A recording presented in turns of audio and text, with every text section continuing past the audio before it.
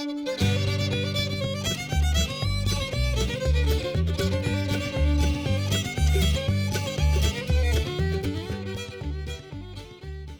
kakiao, mistahi muskwa wasis natigasun, capuino cochinia.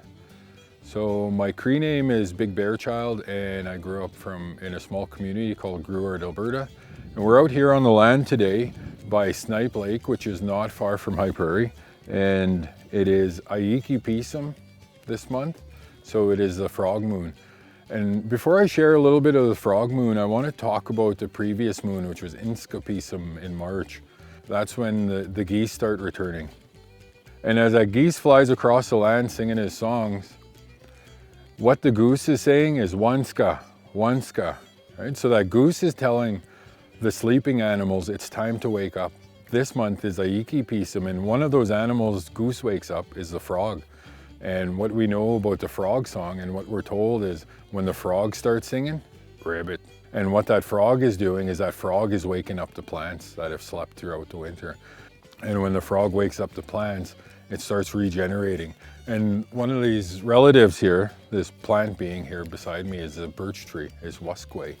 And this birch is just starting to wake up. And it is a perfect time of year to come out and harvest some of the life from this birch tree.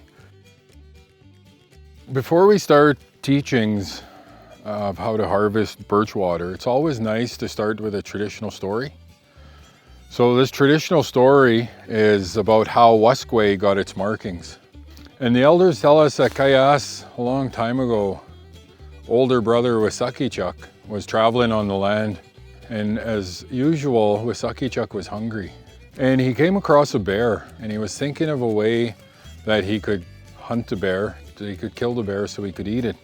So Wissakichuk set his bear to cook. And he was waiting for this bear to finish, and he was waiting to get hungrier. And he started getting a little bit hungry, not hungry enough to eat the bear. So he asked waskway, these relatives, if waskway could hold him like this until he was hungry enough to eat that whole bear. Hold him for a long time until I'm very, very hungry, Wissakichuk asked waskway.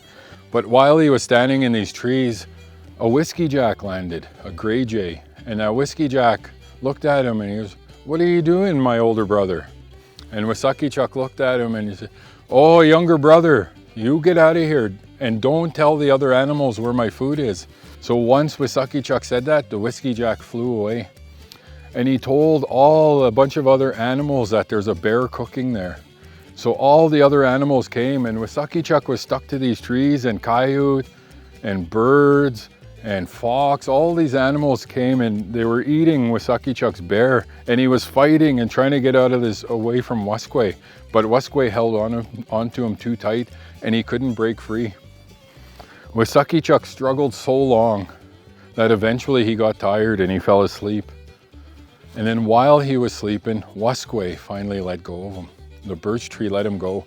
And when he woke up, he went to where his bear was, and there was no more food left. The animals had eaten it all. So, and Wissakichuk was so angry at waskway that he took a willow and he started whipping waskway like this. And that's the story of why these markings are on this birch tree. We're gonna tap this birch tree in a traditional way. And before I start, I got tobacco, so I'm gonna say a prayer, and I'm gonna put down tobacco and ask permission for this birch, this waskway, to lend us some of its life in gathering the birch water. Waskwe,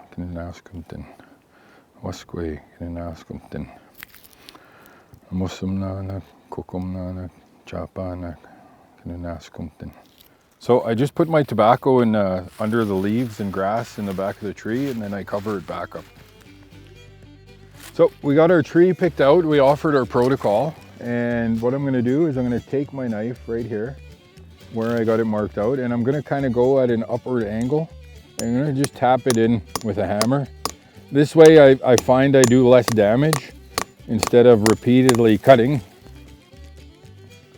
And as you can see, the water is already coming out.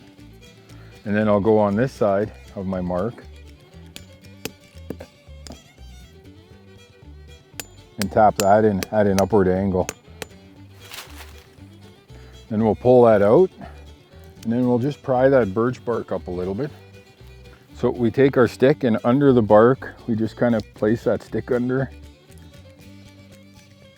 Sometimes it takes a while to get it just right, but as you can see, the water is already running down the stick, and it's just gonna form a drop right at the bottom. There it is. So now that that's going, I'll take my pail and I'll just place my pail under that, and we'll come back tomorrow and we'll harvest what we have in the water. So before we can use this, we have to strain it out. And how I like to do it is I got a kind of a neat little strainer here from, I believe, a tea company. And then I'll just pour that birch water right into that strainer. So that birch water has been strained, and it is perfect, it is sweet, it is yummy, and it is perfect right now to share with friends. This is an area where my family has used traditionally. We did a lot of hunting in this area. There's a lot of gifts this land gives to us, whether it's the fish, whether it's moose or deer or elk from this area, and then the plants, the medicines. And this right here is waskway, and waskway is a beautiful tree. It gives us many gifts, and the first one was used by many travelers as a fire starter. So we just take this birch, and that's a perfect fire starter, this paper that off the birch tree. So if you're ever on the land, you want to probably keep some of this, pick a little bit of it, put it in a bag, so you always have a way to start a fire.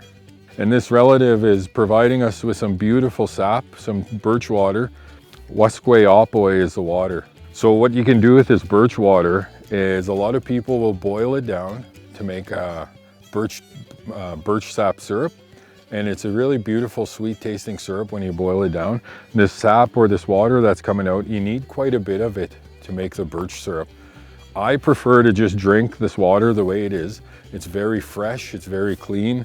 And this tree is doing is it's taking all the medicines from this ground around it, all the water is going up into it, all these plant beings are putting its medicine into that water, and then it's drawing it up. And then we're just harvesting some of that water. So in that water, it is like a tonic. There's a lot of nutrients in there. It's a sweet tasting water, and it helps us. It can heal us from the inside, right? It helps us from our head to our toes. In this tube is birch water that's draining down, and it's just slowly draining in there. We do have some birch water, and it will eventually drain into the pail. There's another section here. I really like this way of collecting because it's clean.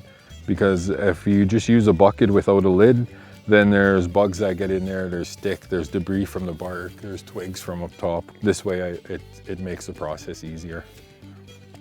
All right, so I have been tapping this tree for a couple days. I don't want to take any more water from it, so I'm actually going to pull this set.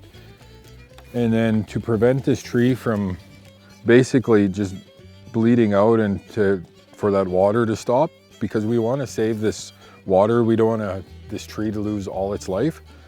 So what I like to do is I found a little piece of birch from a branch here. It was a dead branch, and I actually took that branch and I took the bark off it because any bacteria is going to be on the bark laying on the ground.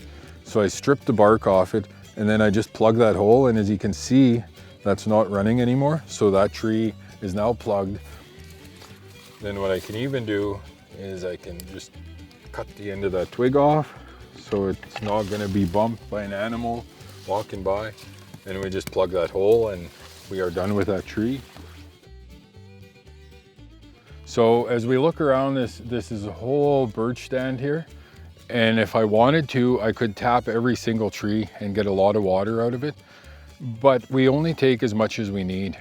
And I don't plan today to be boiling the birch water into syrup. So I only need a little bit. I just wanted to demonstrate how we tap the birch tree. Once again, as our ancestors taught us, only take what you need. I'll pick for myself for what I need, and I'll often harvest a little bit extra that I can share with the elders that can't get out on the land and those that can harvest. So I'll share with those people, right? And that's the way I was taught to do it in a good way.